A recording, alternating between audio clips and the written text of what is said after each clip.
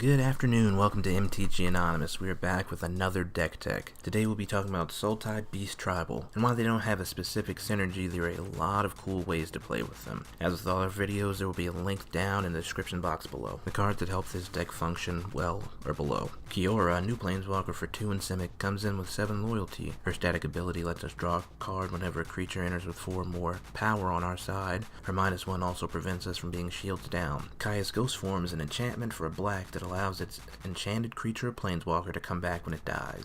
It's relatively important as we may need our big creature back on the spot, or we might want to have another chance to use Kiora's ability. Wrecking Beast is a 6/6 for 5 green and a green with Riot and Trample. Riot is important because it can either give haste or an additional +1/+1 when it enters. And finally, Finale of Devastation lets us find a creature in our library graveyard for X or less and put it on the battlefield. If we pay more than 12 mana, all of our creatures get the X and haste. We'll cover that at the end of the video. Alright, now let's talk about mana advantage. We're going to need a lot of mana to pull off what this deck wants to do. The first 3 cards we're going to talk about like to be used together and all cost 1 green mana. A Berold Grazer is a 0/3 with reach that lets us play a land from our hand. Adventurous Impulse is a sorcery that lets us look at the top 3 cards in our library and put a creature or land in our hand from among them. The rest go on the bottom of our library. Open the Gates lets us search for a basic land or gate and put it in our hand. In the early game, we're going to need to make sure we have at least 1 of each of our mana colors, and if we use these cards correctly, then we will have it. However, just in case that isn't possible, Leyline Prowler, a 2/3 with Death Touch and Lifelink. For 1, a black and a green, taps for 1 mana of any color.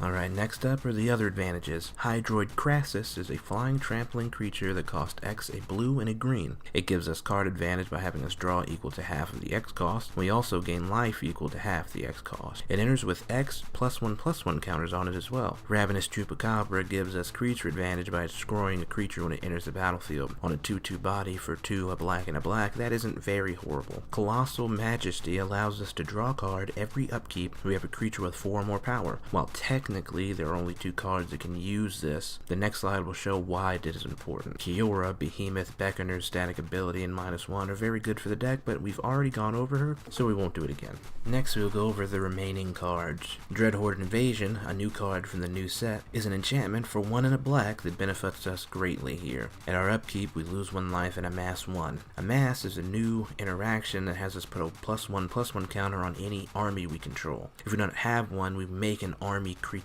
zombie token. The enchantment also gives zombie token creatures with power 6 or greater lifelink whenever they attack. This can greatly benefit us and can potentially give us the life back that we've been losing from the enchantment. Adonis Climb is a legendary enchantment for 1, a green, and a blue. It has us give a creature we control a +1/+1 counter at the beginning of our combat. If the creature has 3 or more counters, it flips to Winged Temple of Orazca. It can tap for mana, or we can tap it for 1, a green, and a blue to give a creature flying and double its power until end of turn. Kiora is in this scene again because she can use her ability to untap the temple to allow us to do it again. For my lands, we have any guild gate that can be tapped for our colors. Also, we have each of the basics. For this section, if you have the cards, you can replace all but 1 of each of the guild gates with a better land that taps for the colors. Because of our free-to-play restriction, we cannot spend wild cards on lands right now. Feel free to adapt this section as you wish.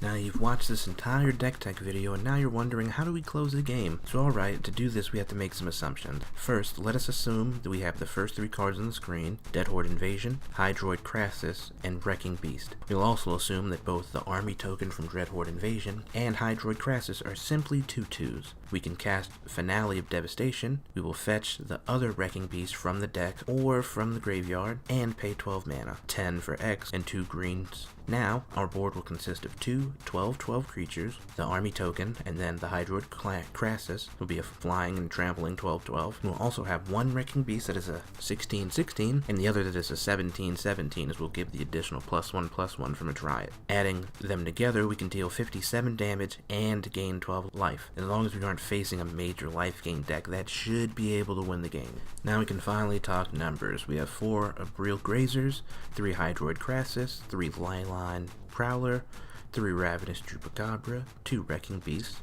2 Kiora Behemoth Reckoner, 4 Adventurous Impulse, 3 Open the Gates, 3 Finale of Devastation, 3 Kaya's Ghost Form, 2 Dreadhorde Invasion, 2 Colossal Majesty, 3 Hadana's Climb, 4 Dimir Guildgate, 5 Forest, 4 Gilgari Guildgate, 3 Islands, 4 Simic Guildgates, and 3 Swamps. And that was Sultai Beast Tribal. If you enjoyed the content, feel free to like and comment, and don't forget to subscribe to the channel. Later.